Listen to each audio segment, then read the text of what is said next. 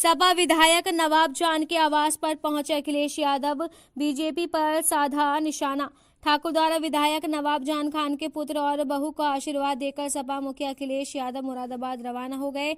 इस दौरान उन्होंने स्थानीय सपा नेताओं से भी मुलाकात की। सपा मुखिया ने भाजपा पर कसा तंज, इंडिया गठबंधन बहुत आगे पहुंच गया है।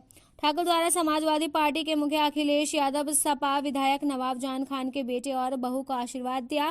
ठाकुर द्वारा में विधायक आवास पर कार्यकर्ताओं का हुजूम उमड़ा पड़ा। अखिलेश यादव विधायक आवास पर करीब 1 घंटा रहे। पूर्व सीएम 4 फरवरी को नवाब जान खान के बेटे मूसा खान के दावत वलीमा में पहुंचना था, लेकिन मौसम खराब होने के कारण उनका कार्यक्रम रद्द हो गया था। बुधवार को मुरादाबाद दौरे पर अखिलेश यादव ने ठाकुर द्वारा विधायक नवाब जान खान के आवास पर पहुंचकर बेटे मूसा खान और बहू को आशीर्वाद दिया। सपा सुप्रीमो अखिलेश यादव ने विधायक आवास पर प्रेस कॉन्फ्रेंस करते हुए कहा कि भारतीय जनता पार्टी एक भ्रष्ट पार्टी है।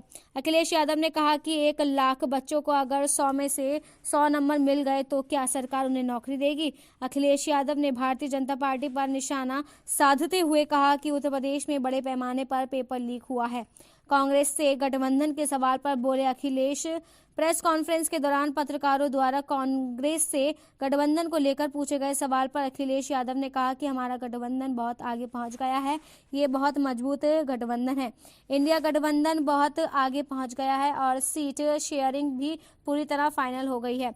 बहुत जल्द इसकी घोषणा कर दी जाएगी। परिवार के लोगों को बधाई और मुबारकबाद देने आया था और इनके सारे बहुत से कार्यकर्ता नेताओं से भी मुलाकात हो गई और इनका नुकसान ये हुआ, इन्हें भोजन 2 बार बनवाना पड़ा, लेकिन मैं धन्यवाद देता हूँ इनका।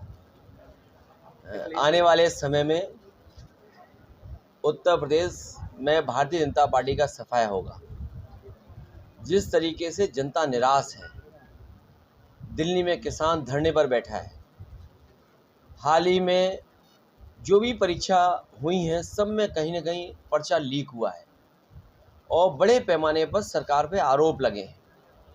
सोशल मीडिया देखें और कुछ अखबारों को हम देखें तो किस तरीके से जानकारी और सूचनाएं मिल रही हैं कि जगह जगह पर पेपर लीक हुआ है।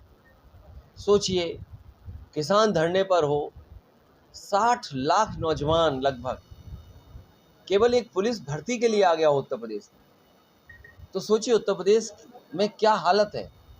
और निवेश के नाम पर, इन्वेस्टमेंट के नाम पर वही कुछ लोगों को बुला लेना, मीडिया मैनेजमेंट कर देना और जनता में ये संदेश देना कि बहुत बड़ा निवेश उत्तर प्रदेश में आ रहा है।